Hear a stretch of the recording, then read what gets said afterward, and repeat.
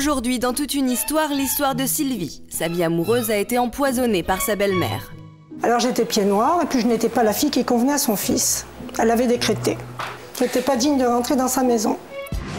Les relations belle-mère-belle-fille peuvent être tellement conflictuelles que les Anglais ont eu l'idée d'en faire une émission de télévision. On ne parle pas. C'est très rare qu'on arrive à tenir une conversation. Si je lui dis quelque chose, tout de suite elle s'énerve et après elle refuse tout contact pendant plusieurs semaines. Et aussi l'histoire de Christine qui n'a jamais réussi à obtenir de son mari qu'il coupe le cordon maternel. Elle lui achetait ses sous-vêtements. Donc, il ne mettait pas ceux que moi j'achetais, et il ne mettait que ceux de sa maman. Ah oui. J'ai voulu le réveiller, je lui ai dit mais il ne manque plus que tu consommes quoi avec elle, hein, et puis voilà. Comment il réagissait à ça? Ben, j'ai dit mais dommage que ton père n'est pas mort quoi, parce que tu pourrais te mettre dans son lit à sa place, c'est tout ce qu'il manque. Alors bonjour à tous, bonjour à toutes. On va parler de famille aujourd'hui, de relations de famille. Prenez une belle-mère par exemple, tiens, une belle-fille, laissez-les reposer seules dans une pièce avant de les interroger l'une sur l'autre. Normalement, en sortant, elles auront beaucoup de choses à nous dire. L'équation peut se retourner dans tous les sens. Le résultat est toujours le même. Quand deux femmes, une maman et une épouse, aiment le même homme, ça peut faire des étincelles. Les belles-mères et les belles-filles sont-elles les meilleurs ennemis du monde? Réponse avec mes invités que je vous demande d'accueillir chaleureusement. Bonjour à toutes. Qu'est-ce que vous en pensez, Sylvie? Qu'est-ce que vous en pensez, Sylvie? Vous avez l'impression de partager votre fils? Je l'ai un peu partagé. Enfin, je veux dire que la maman de mon mari l'a carrément accaparé. Ah bon? Voilà. Plus que sa femme? Oui, pratiquement. En fait, chez moi, il ne faisait que de la figuration. Votre belle-mère ne vous a jamais accepté? Non, jamais. Qu'est-ce qu'elle vous reprochait exactement? Alors, en premier lieu, je suis pied noir. Je crois que tout le monde sait ce que c'est. Ah oui, quand même. Ce sont les gens qui sont nés en Afrique du Nord et essentiellement en Algérie. Alors, j'étais pied noir et puis je n'étais pas la fille qui convenait à son fils. Elle l'avait décrété. Donc elle vous le faisait payer? Comment Très cher. Comment elle vous le faisait sentir? Par une indifférence totale. Elle ne me recevait pas. Enfin, avant qu'elle sache que nous avions l'intention de nous marier, je l'avais rencontrée et bon, j'étais dans l'indifférence totale. Elle ne me voyait pas. Ça n'a jamais collé quoi entre vous? Ah non, jamais. Non. Combien de fois vous vous êtes vus en 20 ans de mariage? En 20 ans de mariage? Je veux dire 2 fois. Une fois, je suis restée dans la rue devant sa maison. Elle vous a pas laissé entrer? Non. Eh bien. Je n'étais pas digne de rentrer dans sa maison. Annie, vous êtes mariée depuis plus de 20 ans aujourd'hui, un agriculteur. Vous vivez juste en face de chez vos beaux-parents, mais alors juste en face. Hein. Oui. Comment ça se passe, la cohabitation avec votre belle-mère? Maintenant, je l'ignore. On peut ignorer quelqu'un qui habite à 20 mètres de chez soi? Oui. Comment vous faites quand vous la croisez? Bah, je lui adresse pas la parole ni rien. Alors c'est vous qui avez décidé de couper les ponts? Oui. C'était trop insupportable? Oui. Elle m'en a fait vraiment voir. Vous nous raconterez tout ça. Dany est avec nous. Où est-ce que vous êtes, Dany? Bonjour Dany, comment ça va? Ça va très bien. Alors Dany, vous avez 2 fils, donc vous avez aujourd'hui 2 belles filles. Oui. Vous êtes contente, vous les aimez? Je les aime beaucoup, mais disons que je les apprécie tellement que je n'ai pas ma langue dans ma poche et je leur dis tout ce que je pense. Tout ce que vous pensez, même sans aucune censure? Non. Vous n'avez pas peur qu'elle vous renvoie quelque chose dans la figure non, un mais c'est jour? pas grave, mais de toute façon, j'ai de larges épaules et j'accepte tout. Ah bon, vous acceptez qu'on vous dise tout aussi? Oui, exactement. Ah oui. C'est la raison pour laquelle on s'entend bien. Hein, parce que quand il n'y a pas de dialogue, je pense que c'est là où il y a le conflit, en fait. Vous en pensez quoi, Christine? Non, moi je ne suis pas tout à fait d'accord, je n'ai pas eu cette chance-là. Alors, vous avez une belle maman italienne. Alors, Oui. sans tomber dans la caricature, on s'est penché sur les statistiques en Italie. On voit que les garçons restent à 80% jusqu'à 30 ans chez leur maman, qu'il y a une relation particulière avec la maman. C'est pas simplement de l'ordre de la caricature, c'est souvent comme ça dans les mœurs. Je pense, oui. Parce Vous avez que, revu quelque chose de cet ordre-là? ben, mon mari avait 37 ans lorsqu'il a quitté sa maman 37? pour se marier avec moi, oui. Il avait déjà vécu en couple auparavant? Non, jamais. Un mariage était prévu, il a rompu 4 semaines avant la date fatidique. À cause de la maman? Oh, de la maman, je pense, oui. Oui, Vous je nous raconterez pense. comment vous avez essayé de construire votre couple malgré la distance qu'elle a voulu mettre entre vous et votre fils, si j'ai bien compris. Ça n'a pas été évident. Oriane, vous avez été en couple plusieurs années, bonjour, avec un homme dont la mère ne vous acceptait pas. Oui. Comment elle vous le faisait sentir d'abord? Je n'avais pas le droit d'approcher la maison à moins de 200 mètres. Elle vous l'a dit comme ça? C'est lui qui me l'a dit, puisque je ne l'ai rencontré en 4 ans que 3 fois. Il me l'a dit, ma mère ne veut pas que tu approches la maison à moins de 200 mètres, sinon t'es risque et péril. Et qu'est-ce qu'elle avait contre vous, comme ça, a priori? Tout ce que, au jour d'aujourd'hui, je ne sais pas clairement, je sais juste qu'elle me reprochait le niveau social de mes parents. Mon père est ouvrier, un très bon ouvrier. Ma maman est mère au foyer.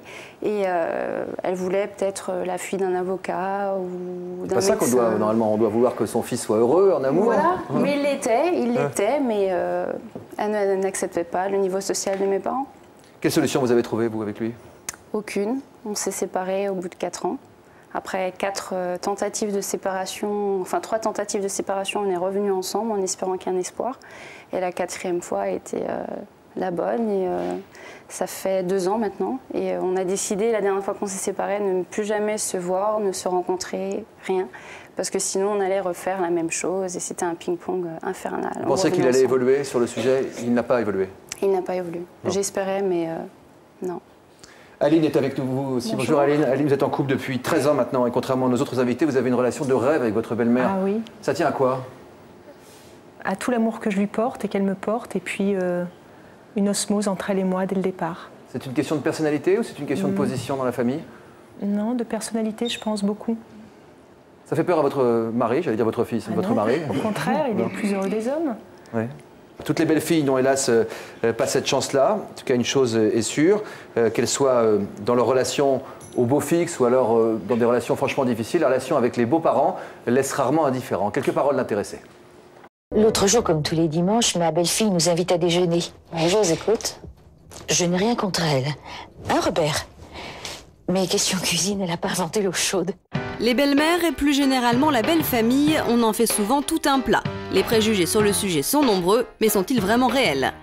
Alors les rapports avec la belle famille, ça fait partie dans les conversations. Tout de suite, on parle de la belle-mère envahissante. Il est beaucoup trop jeune pour toi, c'est un vrai gamin.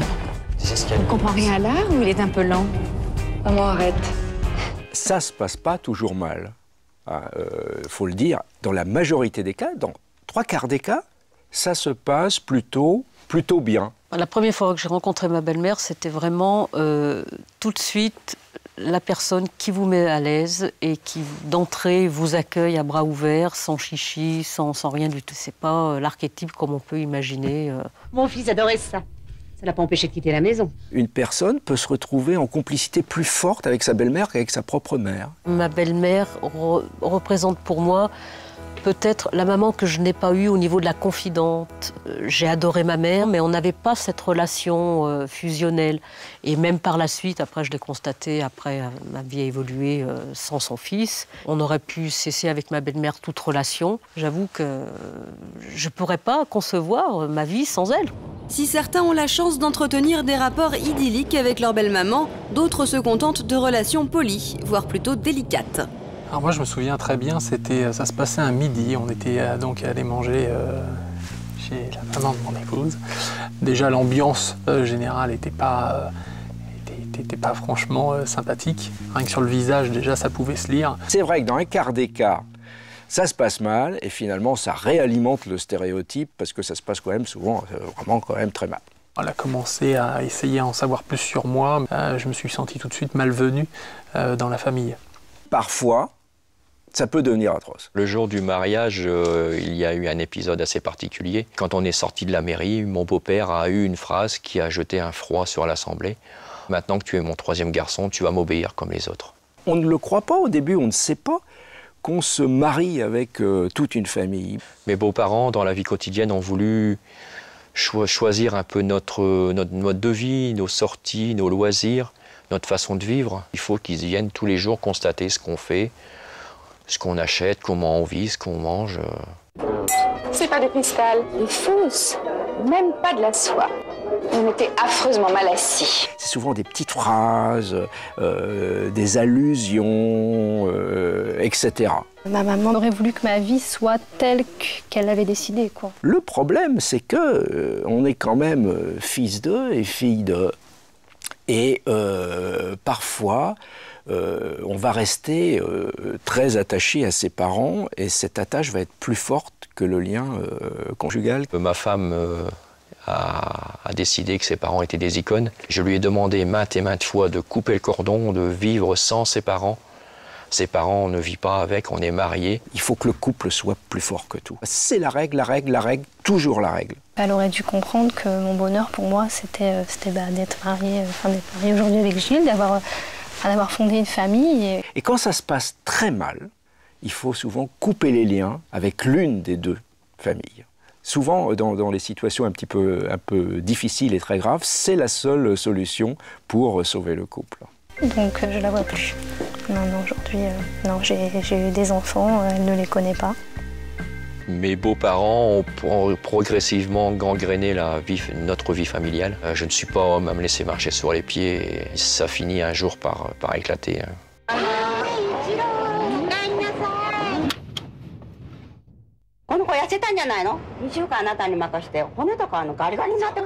Je suis belle-mère depuis très peu de temps et c'est vrai que c'est pas évident d'être une belle maman parfaite, hein, c'est sûr. On est plus âgés qu'eux, donc on a envie de leur faire voir, ce serait bien que tu fasses ça, fasses ci, mais j'essaye d'être au mieux. Si malheureusement demain un de mes enfants n'est pas avec la petite amie dont je rêvais pour lui, eh ben tant pis, je serais bien forcé de l'accepter, tant que lui est heureux, c'est tout ce qui compte. Pas facile, hein, tout ça. Non, on ne voit pas forcément les choses arriver, quoi, parce que quand votre mari, vous l'avez rencontré, il avait 37 ans. Oui. Il était toujours chez sa maman. Oui. Ah oui. Moi aussi. Oui. Vous aussi? Oui. Presque. Vous avez dit que ça pourrait être à cause de sa maman? Non, sur le coup, je n'ai pas bon, sachant que c'était une famille italienne et que bien souvent, bon, j'ai quand même, je ne sais pas, moi qui étais très libre, je me suis dit, à 37 ans, même si j'étais célibataire, j'aurais pris mon propre appartement. Ça, c'est vrai, j'y ai pensé. Vous lui avez dit? À votre mari? Oui, je lui ai dit, oui. Oui, je lui ai dit. Qu'est-ce qu'il a répondu? Bien, il m'a dit que, mais justement, en Italie, ça ne se faisait pas et que tant qu'on n'était pas mariés, on ne quittait pas le nid familial. Et vous, Sylvie, alors? Ma belle-mère était vosgienne, mon beau-père était d'origine italienne. Je ne crois pas que ce soit le poids des origines qui ait fait quelque chose à l'affaire. C'est simplement que cette femme ne voulait pas... Elle avait fait 3 enfants et elle ne voulait pas que ses enfants s'en aillent, quittent la maison. Alors mon mari était le chouchou. Il cédait à tous leurs caprices. Je parle avant notre mariage. Mais elle s'est mise tout de suite dans la confrontation avec vous ou est-ce qu'elle a essayé de vous séduire? Rien du tout, absolument rien. Je l'ai vue une fois à Montpellier, au restaurant. Elle ne m'a rien dit, elle ne m'a pas adressé la parole. Bon, elle ignorait totalement que mon mari m'avait présenté comme une amie. Ensuite, c'est ensuite que ça s'est gâté, quand elle a compris, quand elle a su qu'on voulait se marier. J'avais été invitée, j'ai mangé les restes du repas de midi. Elle vous a servi les restes du repas? Absolument. J'ai un souvenir cuisant de tout ça. Elle savait qu'il était une question de fiançailles, oui, si on peut dire, de fiançailles, de mariage. On n'a parlé de rien. Je suis venue comme une amie, éventuellement, parce qu'elle le savait, elle savait qu'il y avait des projets dans l'air, mais on ne m'a parlé de rien. J'ai dîné, je suis rentrée sur Paris à l'hôtel. Et votre futur, il vous avait dit, attention, ça risque de mal se passer? Pas de mise en garde. Pas de précaution? Pas de mise en garde, absolument rien. Non, parce qu'il pensait que sa mère n'était pas hostile à ce point et qu'elle aurait quand même changé d'avis après, ce qu'elle n'a jamais fait. Elle n'a jamais changé d'avis? Non, jamais, jamais. Au contraire, ça a été plus c'est allé, pire c'était. Ah oui. Christine, les 2 premières années, ça s'est plutôt bien passé, j'ai l'impression, vous? Relativement, parce que je ne disais rien. Je venais d'arriver dans une famille où je ne voulais pas tout révolutionner dès le départ, mais j'ai bien remarqué qu'il y avait quand même des choses qui n'allaient pas. Par exemple? Elle lui achetait ses sous-vêtements. Donc, il ne mettait pas ceux que moi j'achetais, et il ne mettait que ceux de sa maman. Ah oui. Donc c'est là que j'ai commencé quand même. Vous avez connu ça aussi? Pas tout à fait. C'est pas la même version. Mon mari a porté son linge le samedi chez sa mère pour qu'elle le lave. Pour qu'elle ait l'impression qu'il était encore là, omniprésent. Les chemises, les slips, les chaussettes, tout. Les sous-vêtements, c'est limite intrusif, quoi. Hein. Tout de même, pas la peine d'avoir un doctorat de psychologie pour voir que... C'est relativement mal, c'est vrai, c'est vrai. Vous essayez d'en parler avec votre mari Bien sûr, pas devant elle. Hein. Non, parce que ça ne servait à rien, de toute façon. Mais je lui disais, mais il me disait, mais elle est comme ça, mais tu sais, tu te fais des idées. Il vous a pas prévenu que ça allait être compliqué? Ah non, pas du tout. Non, pas du tout. Est-ce qu'il le savait que ça allait être compliqué? Moi, je n'avais plus mes parents et je suis fille unique. Donc, je n'avais qu'une envie, c'était d'être bien avec mes beaux-parents. Hein. Et non, il ne m'a jamais dit. Il m'a dit, tu verras, c'est la famille italienne, tu vas être accueillie. Oui, bien sûr. Et je vous dis, les 2 premières années, c'était relativement bien parce que, bon, j'ai essayé de temporiser, de ne pas trop dire quelque chose. Qu'est-ce qui s'est passé ensuite? Alors, vous avez voulu marquer votre territoire? C'est-à-dire qu'après, on avait envie d'acheter une maison. Hein. Et un soir, il est rentré en me disant qu'il avait trouvé la maison qu'il nous fallait. C'est comme ça que ça a commencé. Et alors? Donc, ça commence bien pourtant. Oui, si on veut, à condition que je la choisisse tout de même. Oui, c'est vrai. Hein? Et là, la maman avait choisi une maison à 3 km de chez elle. Voilà, c'était très facile, un petit tour à vélo, et puis elle était tout le temps chez nous. Donc, oui, là, c'est un engagement. En plus, on se dit, si on achète une maison, on part pour longtemps, quoi. Donc, voilà, tout à fait. Tout à fait. C'est pas simplement être poli le dimanche midi, quoi. Je veux dire, c'est... Ah oui, oui, oui. Oui, d'autant plus que c'était tous les dimanches midi et tous les dimanches soirs, hein, chez elle. Comment vous prépariez pour ces grandes cérémonies? Pardon? Comment vous vous prépariez pour ces grandes cérémonies? Bien, au début, j'y allais et puis je me mettais dans l'ambiance. Hein.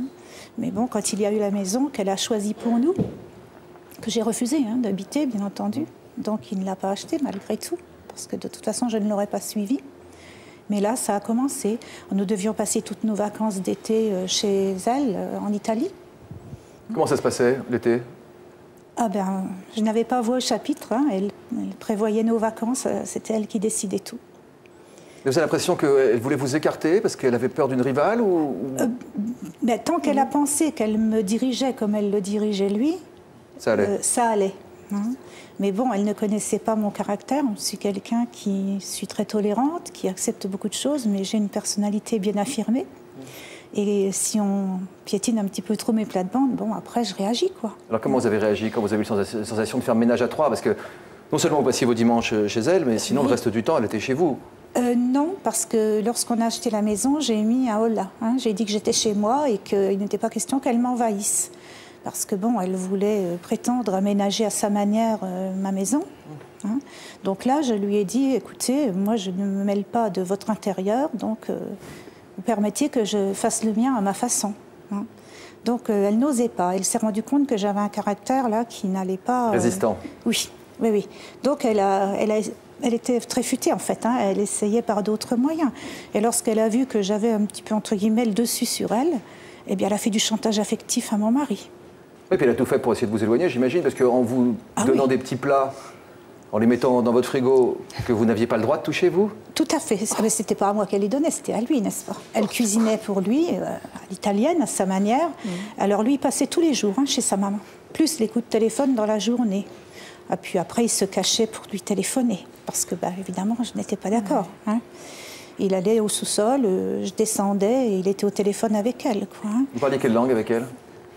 Alors moi, je ne parle pas d'italien, hein, donc je me suis rendu compte, mais je le comprenais malgré tout, à force, hein, c'est pas très difficile.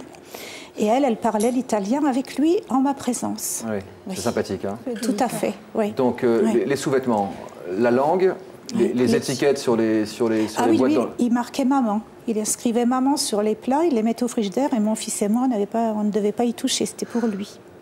Je me souviens d'une anecdote, si je peux vous la raconter. C'était la Saint-Valentin, la deuxième année que nous étions mariés. Donc je me suis dit, je vais préparer un petit gâteau pour ce soir. Il rentrait à 22h du travail. J'avais couché mon fils pour qu'on ait une petite soirée en amoureux. Et j'attendais qu'il termine son repas pour présenter mon gâteau. Il s'est mis devant la télévision. J'ai donc apporté mon gâteau à la salle à manger. Et à ma grande surprise, il avait déjà une assiette avec un morceau de gâteau, un gâteau unique dedans. Pour la Saint-Valentin? Oui, et c'était sa maman, il l'avait ramené de chez sa mère avant de rentrer. C'est vrai. Ça ne vous a pas fait rigoler à ce moment-là? Sur le moment, non, mais aujourd'hui, franchement, ça me fait rire parce que c'est lamentable. Quoi, hein. Heureusement que le ridicule ne tue pas, n'est-ce pas? Qu'est-ce que vous pensez de cette maman, vous? Cette belle maman? Non, moi jamais je serais comme ça, jamais de ma vie. Mais ça fait longtemps que j'aurais pris la poudre de trompette, parce que j'aurais dit c'est ta mère ou moi là. Franchement. Ça c'est la fameuse phrase. Alors avant de la poser, celle-là. Non, mais moi de suite, direct, parce que j'aurais pas supporté tout ça. Alors c'est marrant, quand je vous parle de ça, vous vous placez en épouse, vous vous placez pas en belle-mère. Oui, non mais parce que quand même je suis pas comme ses belles-mères, il faut pas exagérer. Oui. Oh non. Vous permettez tout, mais même après tout, il y a une limite en fait. Exactement. C'est quoi la limite pour vous? Il y a des limites quand même, parce que bon, tout ça je ne le ferai pas, parce que je partage tout aussi bien avec mes belles-filles qu'avec mes fils. Entre guillemets, je considère ces deux belles-filles comme deux filles. Je ne vais pas les diriger, pas les commander, non. Mais quand il y a quelque chose qui ne va pas, je leur dis. Et bon, et c'est vrai, des fois ça ne fait pas plaisir, mais c'est pas grave. Quelles sont vos limites par rapport à ce que cette dame a subi? Mes limites, jamais je n'aurais fait ça, quoi, parce que s'il y a un gâteau, c'est un gâteau pour tout le monde. De toute façon, je suis quelqu'un de tolérant, quelqu'un qui partage. J'aurais jamais pu faire ça, jamais, jamais. Non, mais un gâteau offert par sa maman le jour de la Saint-Valentin qui lui lave ses slips, enfin je veux dire, ça commence à faire beaucoup, non? Je lui prends et je lui écrase sur la figure. Ça, c'est l'épouse qui réagit. Oui. La fameuse phrase, ce sera elle ou moi. C'est ce que ma belle-sœur m'a dit. Parce que le lendemain, j'étais malade. Ça m'a tellement choquée que le lendemain, je n'arrivais plus à m'exprimer. J'ai dû aller chez mon médecin. D'ailleurs, il m'a emmené chez mon médecin.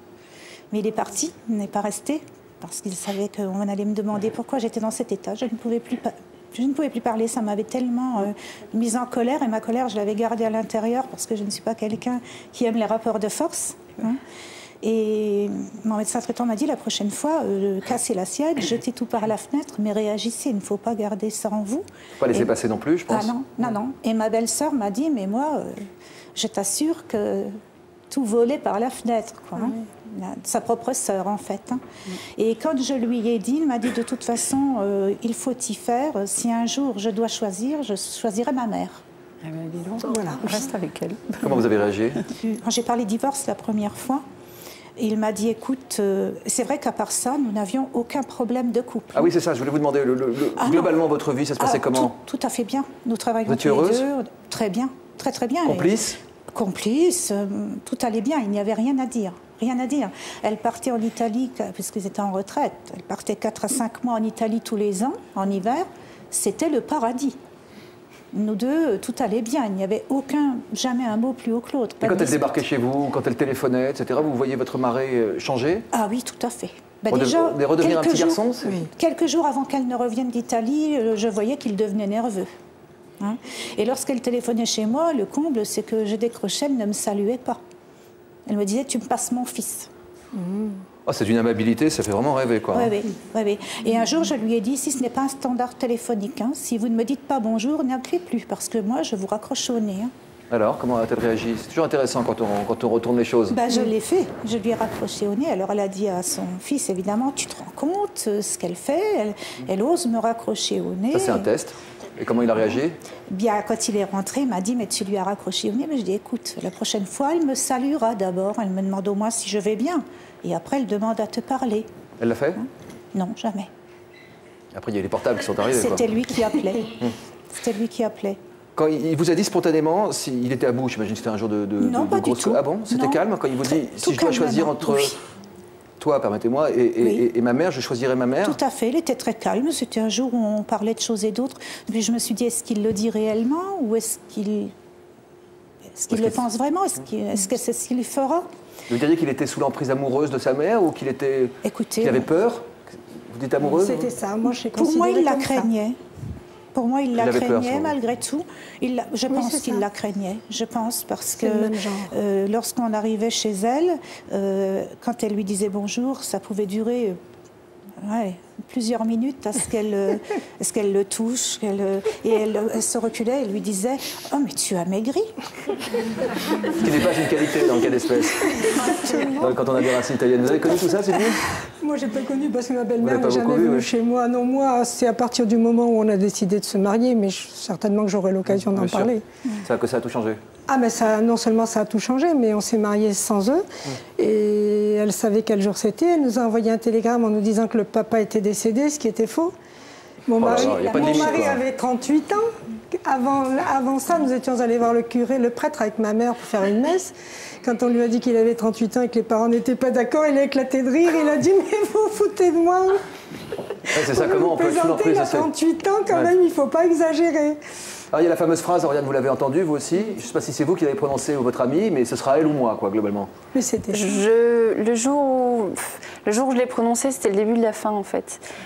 Pendant les 4 ans, je lui ai dit, le jour où je prononcerai cette phrase, c'est qu'il n'y aura plus rien, parce que j'estime qu'on ne peut pas demander à quelqu'un de choisir entre sa famille et sa femme. Quoi. Ou son fils.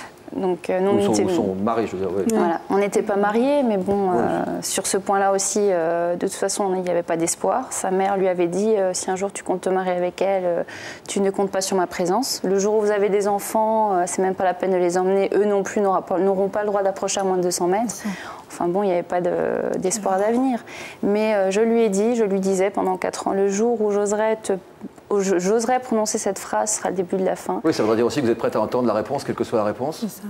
Voilà, mais quand on sait que... On connaît un peu la réponse, on sait, quand on connaît la personne, on connaît la réponse. Qu'est-ce qu'il vous a dit? Qu'est-ce qu'il a répondu? Il m'a rien répondu. 2 jours après, on n'était plus ensemble.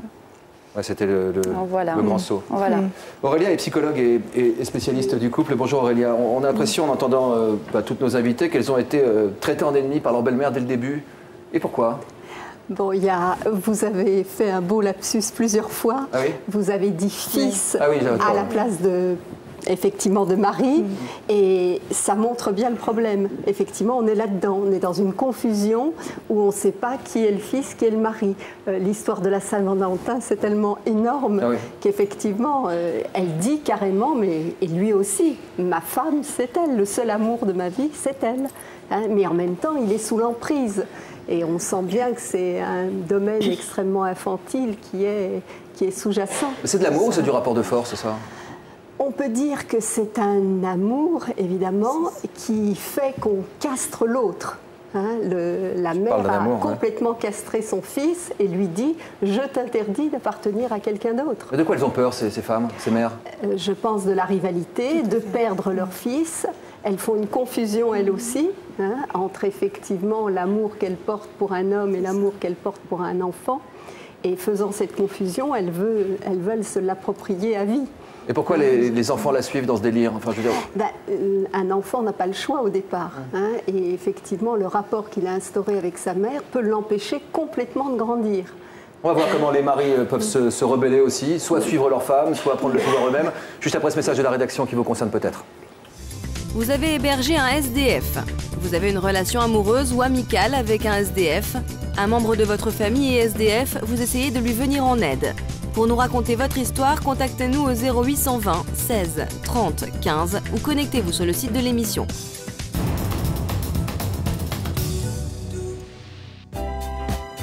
Prochainement, dans toute une histoire, l'histoire de Pascal. Il est devenu père au foyer pour permettre à sa femme Patricia de se consacrer pleinement à sa carrière. T'as des préférences pour le repas de ce soir, mon cœur? J'avais prévu la pasta chaude, mais... Des fois, elle rentre tellement tard que pendant que nous on dort, elle arrive pour nous faire des bisous. C'est un choix qui n'était pas évident et toi, tu l'as pris, quoi. Tu l'as pris pour nous, quoi. Et vraiment, oui, je t'en remercie, quoi. C'est formidable ce que tu as fait. Et aussi l'histoire de Patrick et Catherine. Tous les deux travaillent dans la même entreprise, mais aujourd'hui c'est Catherine qui est la supérieure hiérarchique de son conjoint. Ça me paraît bizarre de dire ça, mais le pouvoir ne m'intéresse pas. Là, je pense que ce n'est pas vrai. Elle aime bien le pouvoir, elle n'aime pas le montrer. Je pense de mon côté que le pouvoir ne sera jamais dans la panoplie des éléments de séduction féminin. On parle des belles familles, alors ça se passe pas toujours aussi mal, heureusement, mais quand ça se passe mal, il faut savoir faire la loi, j'ai l'impression. Hein. Vous avez essayé d'en parler calmement avec votre mari, mais en profondeur, je veux dire, pas simplement survoler les choses? Oui, bien sûr, à plusieurs reprises. Oui, oui. Il n'y a que lorsque je lui ai dit que je voulais divorcer qu'il a commencé à réagir. Ouais. Mais même avec ma belle-mère, j'en avais parlé, je lui demandais ce qu'elle avait à me reprocher. Hein. Et elle ne savait pas. Si elle me disait que je voulais éloigner son fils de sa propre famille, quoi. Ce qui était complètement faux, puisque moi-même j'avais envie d'une vie de famille avec eux, puisque je n'avais pas eu mes parents. Hein. Alors au bout de 5 ans, donc, votre mari a donc eu peur du divorce? Oui, parce que là j'étais décidée à partir. Hein. J'avais cherché une maison en location et j'étais vraiment décidée à partir, parce que financièrement j'étais de toute façon autonome. Hein. Et là il m'a dit, écoute, c'est pas possible, on s'entend très bien, maintenant je comprends que... Hein, parce que bon, j'ai été un peu crue, c'est vrai, j'ai voulu le réveiller, je lui ai dit, mais il ne manque plus que tu consommes, quoi, avec elle, hein, et puis voilà. Comment il réagissait à ça? Ben, j'ai dit, mais dommage que ton père n'est pas mort, quoi, parce que tu pourrais te mettre dans son lit à sa place, c'est tout ce qu'il manque. Vrai, alors il a semblé choqué, quoi, il est devenu presque violent, je dirais. Ouais, ça vous aviez touché, quoi. Voilà, oui. Ben, je le pensais réellement, hein. Vous avez décidé finalement de le quitter, votre mari. Oui. Aujourd'hui encore, vous êtes en instance de divorce. Qu'est-ce que vous éprouvez pour lui? Aujourd'hui, plus rien. Non, plus rien. Non, les 2 premières années ont été affreuses parce qu'ils sont venus, comme c'est moi qui suis restée dans notre maison. Hein. Ils sont venus en force pour m'injurier, pour voire me frapper. Bon, sa famille, ses sœurs. Ouais. Et lui, quelle position il prenait entre tout ça? Bien, puisque c'était avant qu'il quitte la maison la première fois, il les avait mises dehors, parce qu'il ne voulait pas divorcer, lui.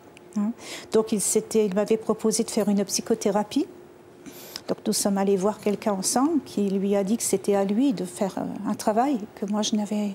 Ah oui, vous étiez parti pour une thérapie de couple et en fait le psy n'a retenu que lui. Lui voulait une thérapie de couple, donc je l'avais accompagné, mais je connaissais déjà le résultat ayant moi-même fait de la psychologie dans mes études.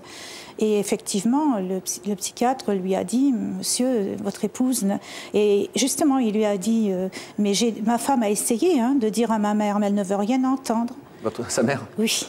Alors le psychiatre lui a dit, mais ce n'est pas à votre épouse de régler le problème, de faire le ménage, c'est à vous.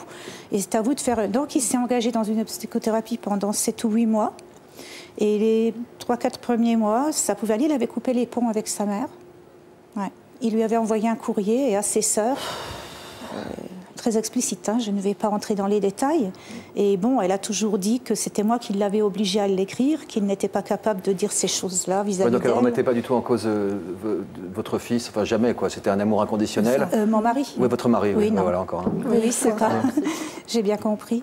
Ah oui, ça c'était tout à fait. Et puis de là, comme elle a vu qu'il avait pris ses distances, c'est là qu'elle a commencé, justement comme madame, à nous faire croire que son père était en train de mourir. Donc, forcément, mon mari... Il n'y a pas de limite, quoi.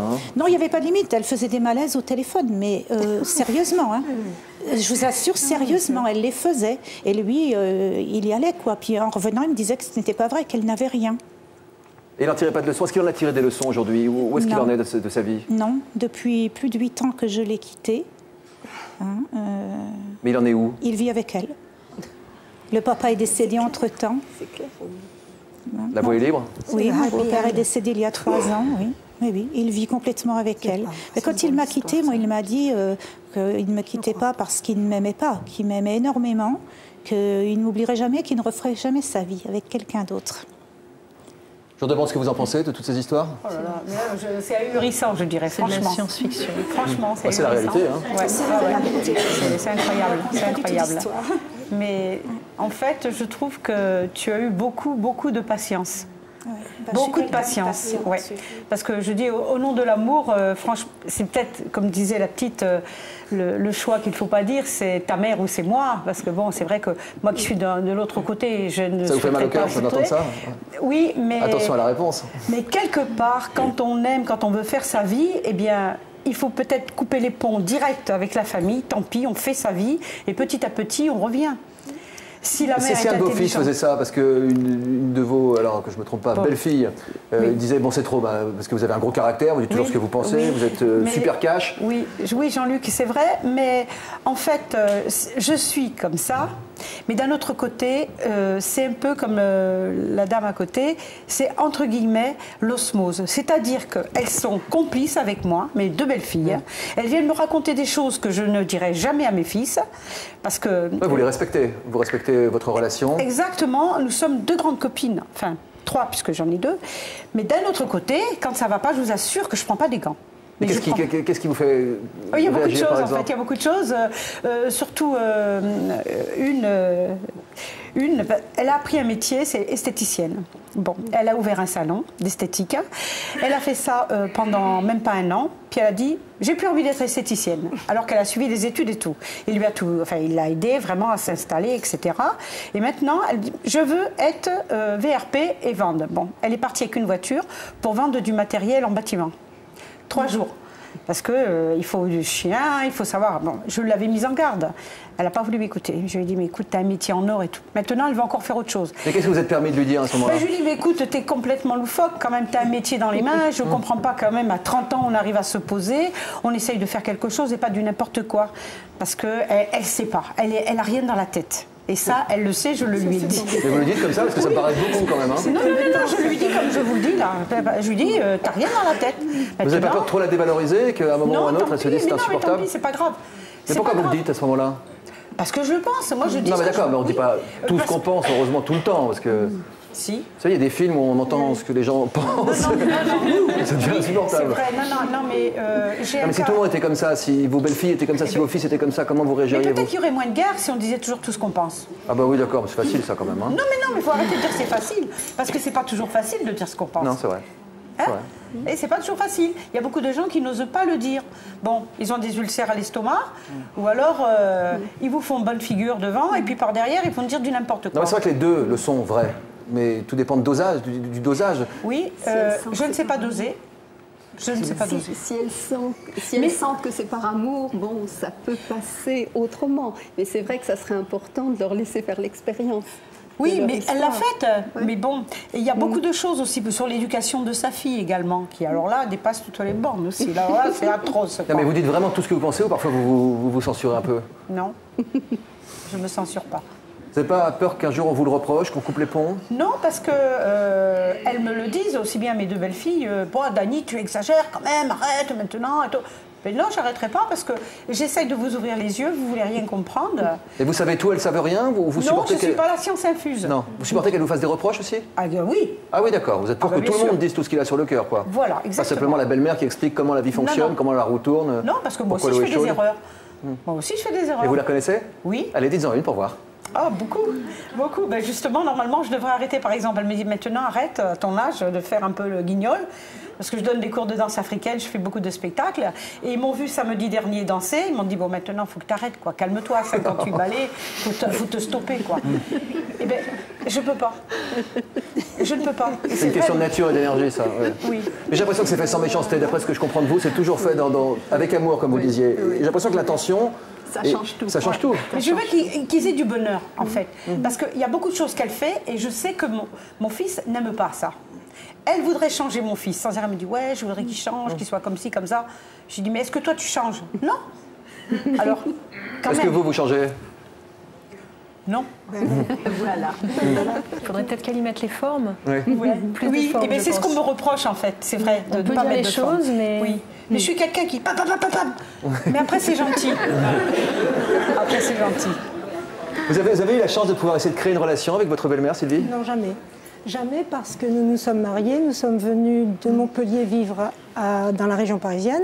Nous avons logé à Nogent-sur-Marne. Mon mari avait loué un petit appartement meublé. Et ma belle famille habitait à Chelles. C'est vrai, c'est à côté. Trop près? C'est très près, c'est trop près. C'est effectivement ce qui a joué beaucoup contre moi. Il partait en vacances avec eux. Je partais chez mes parents. Il me disait qu'il allait venir me voir, il venait ou pas. Il subissait une pression telle que lui-même était toujours en porte-à-faux vis-à-vis de moi, qu'il n'osait pas me dire ce qui se passait et que j'ignorais d'ailleurs. Alors il me disait, mais je téléphonais, on me disait, ah mais monsieur, mon mari, il est en vacances. J'apprenais quand j'étais partie, j'avais quitté Paris, qu'il était parti en vacances. Avec ses parents. Ah ben évidemment, avec ses parents. Pas tout pour vous séparer, mais vous avez résisté, vous avez organisé la fuite du couple, oui, vous êtes parti rejoindre votre famille. Je suis partie pour 2 ans soigner une dépression nerveuse, parce que c'était une dépression réactionnelle. Je suis revenue au bout de 2 ans, je suis restée à Paris avec lui, j'ai vécu encore quelques temps, et j'ai eu mon fils au bout de 10 ans de mariage. Et mon fils avait 5 ans, j'en ai tellement vu, tellement entendu, tellement su, que quand il a eu 5 ans, j'ai dit je m'en vais. Vous étiez amoureuse de lui encore quand vous l'avez quitté? C'est-à-dire que le constat d'échec est toujours difficile à faire, parce que d'abord c'est un échec, donc on ne l'admet pas. Ensuite j'aimais mon mari, je le respectais, j'aurais voulu avoir des enfants, créer un foyer. Vous avez eu un enfant? Une famille, au bout de 10 ans de mariage. Mais qui ne voulait pas avoir d'enfant?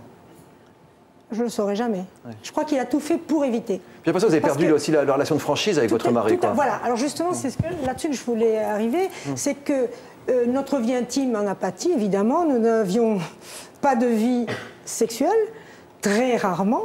Et la confiance, vous savez, toutes les questions que j'ai pu poser à mon mari ne me répondait pas. Il n'osait pas me dire la vérité. Il n'osait pas me dire, c'est ma mère qui fait pression sur moi. Mais vous pensez qu'il avait peur des femmes à cause du comportement de sa maman, peut-être? Bah écoutez, quand il était plus jeune et que les jeunes femmes venaient chez ses parents pour le voir, elle disait qu'il était absent. Donc il ne les voyait pas et il ne se rebiffait pas. J'ai l'impression que ces belles-mères, enfin ces mères devenues belles-mères, ne laissent pas tellement de place à une solution pacifique. En fait, c'est soit la séparation... Aucune. Elles ne veulent pas qu'ils se marient. Et lui fait un lien de complicité avec sa mère. Mais je peux comprendre qu'une belle-mère puisse tester des limites, voir quelle est toujours sa place, etc. Mais de là à se dire ce sera moi ou lui, quoi. Oui, Enfin, oui.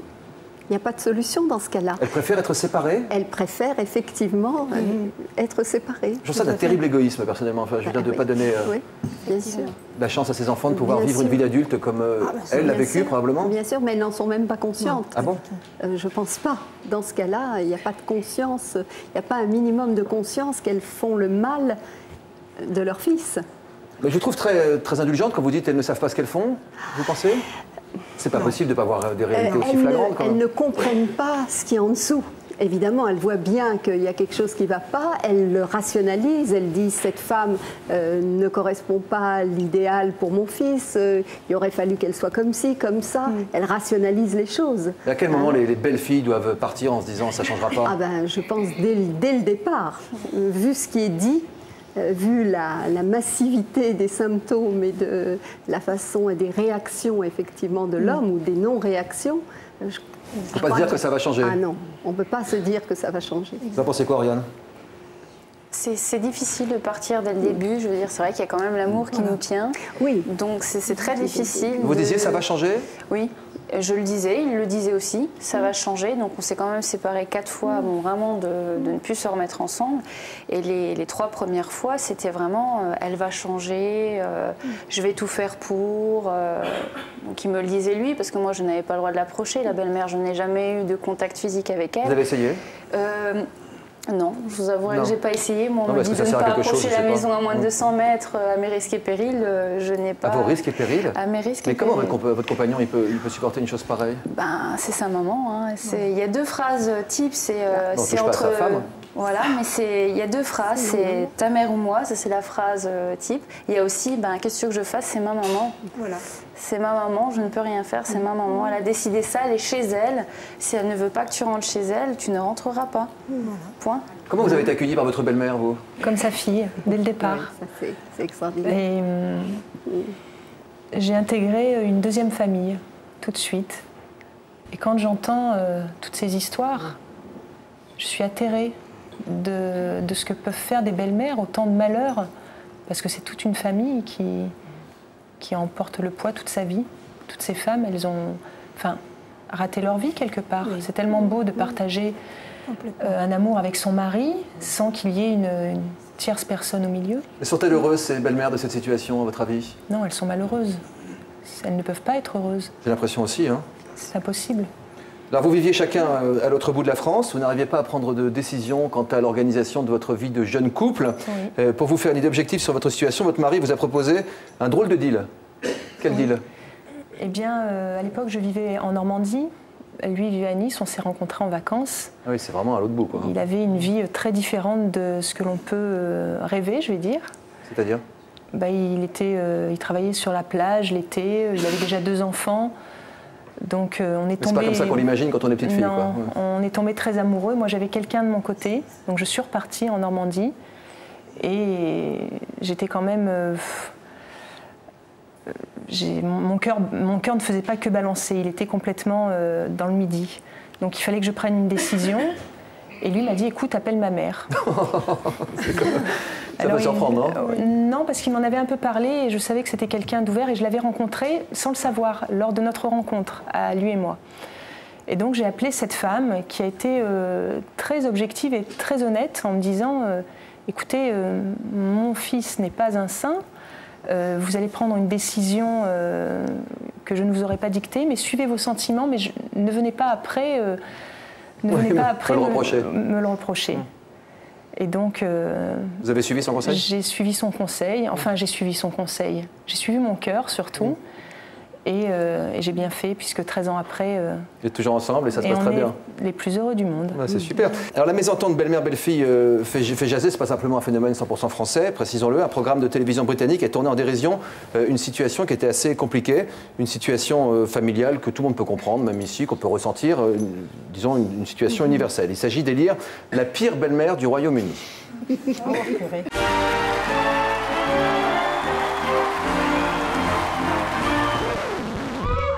Imaginez qu'en France, une émission de télé désigne la plus insupportable des belles-mères. Cette idée loufoque, nos voisins anglais l'ont eue. Voici donc Margaret, Sue et Brenda, 3 belles-mères particulièrement pénibles, dénoncées par leurs belles-filles. Elles sont en compétition pour le titre peu enviable de pire belle-mère d'Angleterre. Et entre belle-mère et belle-fille, les amabilités pleuvent. Ma belle-mère arrive à vous coller la migraine après quelques minutes en sa présence. Ma belle-fille est négligée. Chez elle, c'est sale. Elle ne finit jamais ce qu'elle commence. Elle aurait vraiment besoin d'un coup de pied au derrière. Pour améliorer leur relation, l'émission leur propose des entretiens avec une psychologue. Quel est le problème avec votre belle-mère ? On ne parle pas. C'est très rare qu'on arrive à tenir une conversation. Si je lui dis quelque chose, tout de suite elle s'énerve et après elle refuse tout contact pendant plusieurs semaines. Quel changement vous aimeriez voir chez votre belle-mère ? Je voudrais qu'elle arrête de me critiquer. Brenda ? Je ne m'énerve pas du tout. Je ne vois pas d'où elle tient ça. Depuis le premier jour, c'est elle qui n'est pas très abordable. D'autres activités permettent de comprendre comment belle-mère et belle-fille se perçoivent. Mais le clou du programme, c'est le détecteur de mensonges auquel on soumet ces belles-mères dures à cuire. Allez-vous moins vous immiscer dans la vie de votre belle-fille ? Oui.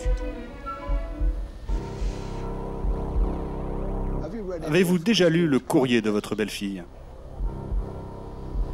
Non. Et pourtant, la veille, une caméra a surpris cette belle-mère en train de fouiner dans les affaires de sa belle-fille. Allez-vous être plus agréable avec votre belle-fille ? Oui. Le jour du mariage de votre fils, avez-vous demandé au photographe d'éviter de prendre la famille de votre belle-fille ? Non.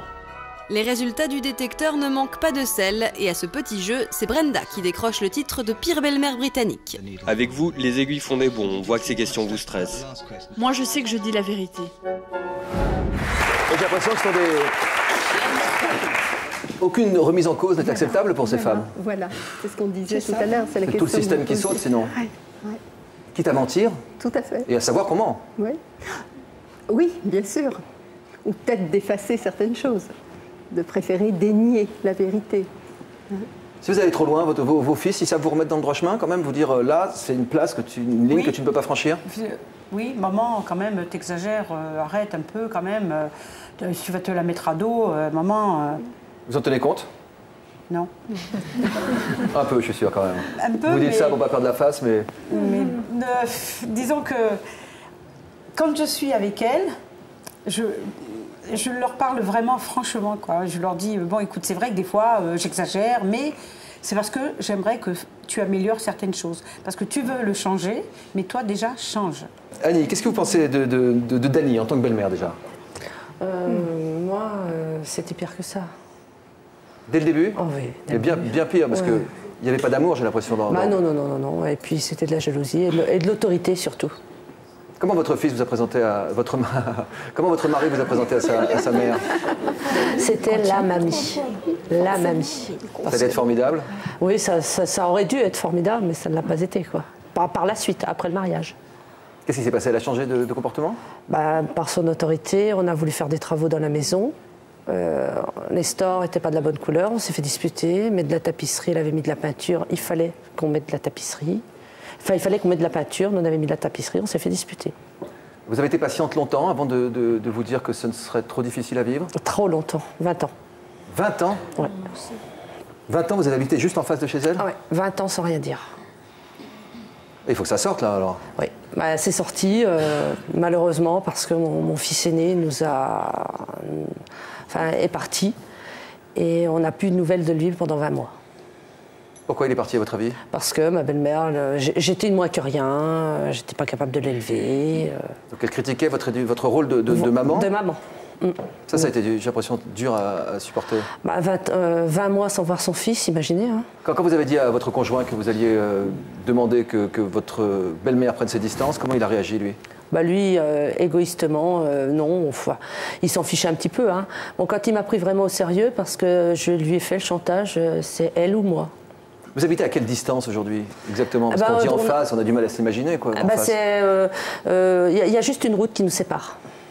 Donc vous voyez? On s'aperçoit, oui. Mais c'est tout. Moi, elle vient plus chez vous? Elle s'est imposée cet été parce qu'il a dit à sa sœur de venir boire le café et tout ça. Elle s'est imposée. Je l'ai reçue poliment, mais c'est tout. Sinon, j'y vais pas. Vous sentez les pieds? Oui, beaucoup. C'est pénible, hein? Oui, c'est très pénible. Hein. Elle marque, elle note les numéros de plaques de voiture qui rentrent dans ma Comment vous savez ça? C'est ma belle-sœur qui me l'a dit, parce que son deuxième fils était au téléphone avec elle. Et tout d'un coup, il n'y avait plus personne au téléphone. Donc il s'est inquiété. Où c'est que tu étais? Elle est revenue. J'ai vu une voiture rentrer, je suis allée noter vite fait. Mais qu'est-ce que vous comprenez à ça? Je ne sais pas. Est-ce qu'elle a peur qu'il m'arrive quelque chose ou m'espionner? Je ne sais pas. Et au mois d'octobre, je suis partie plus tôt que d'habitude de la maison. Et elle était en train d'enlever la buée contre les vitres pour voir vraiment ce qui se passe. Vous n'avez pas envie de partir? Il n'y a pas moyen de vendre cette maison, d'aller ailleurs? C'est un projet, ça va se faire et moi je revivrai quand je serai partie. Donc 20 ans, vous n'avez rien dit. Depuis combien de temps vous avez ouvert la bouche? Depuis 2003. Ça fait 4 ans que c'est... Ça fait 4 ans. Alors comment faire? Parce qu'au bout de 20 ans, il s'est déjà passé beaucoup de choses, mais quand on est au début de son histoire et qu'on comprend que ça évolue mal, que alors je ne sais plus comment dire, le mari ou le gendre, ça dépend de quel point de vue on a du mal justement à faire la part des choses. C'est de lui dont dépend effectivement toute l'histoire. S'il est capable à un moment donné de dire non à sa mère, de lui dire gentiment stop, ou de soutenir sa femme, effectivement ça change tout. Mais si ce n'est pas possible, effectivement on en arrive à une situation de conflit, ou alors, là visiblement vous avez trouvé une façon d'arranger les choses. Mais... on voit que dans les autres cas, ça n'a pas été possible en dehors du divorce. Même s'il a dit je vais... C'est en permanence à deux doigts. Quand même. Là, le courrier maintenant, avant le courrier était déposé chez mes beaux-parents. Moi, j'ai acheté une boîte aux lettres, j'ai mis en deux mains à mon mari d'installer la boîte aux lettres. La boîte aux lettres, j'ai l'impression que ça a été une histoire récurrente dans votre amour. Oui, parce que vous savez, le courrier, automatiquement, elle regardait tout ce qui arrivait, ainsi de suite, si on avait à recommander ou... C'était dans l'esprit de semer la pagaille, vous pensez? Non, c'était surtout dans l'esprit de superviser, de vraiment contrôler. Dire, voilà, je suis là, je commande. Alors attention, parce que les mamans qui ont souffert de leur belle-maman vont devenir souvent belle-maman à leur tour. J'espère devenir belle-maman, mais je ne serai jamais comme ça et je n'habiterai jamais en face. Et vous, Sylvie, vous êtes belle-maman aujourd'hui? Oui, voilà, j'ai une petite belle-fille que j'aime beaucoup et de toute façon, quelle que soit la personne que mon fils m'aurait amenée, elle aurait été de n'importe quelle couleur. De toute façon, j'aime les gens de couleur, mais je l'aurais acceptée de grand cœur parce que je ne veux pas faire souffrir une personne qui ne l'a pas mérité et je ne veux pas faire revivre ce que j'ai vécu pendant si longtemps. Essayons de nous inspirer des relations et des histoires des autres pour mieux comprendre la nôtre. C'est le sens de notre émission. Merci de votre attention. À bientôt. Merci.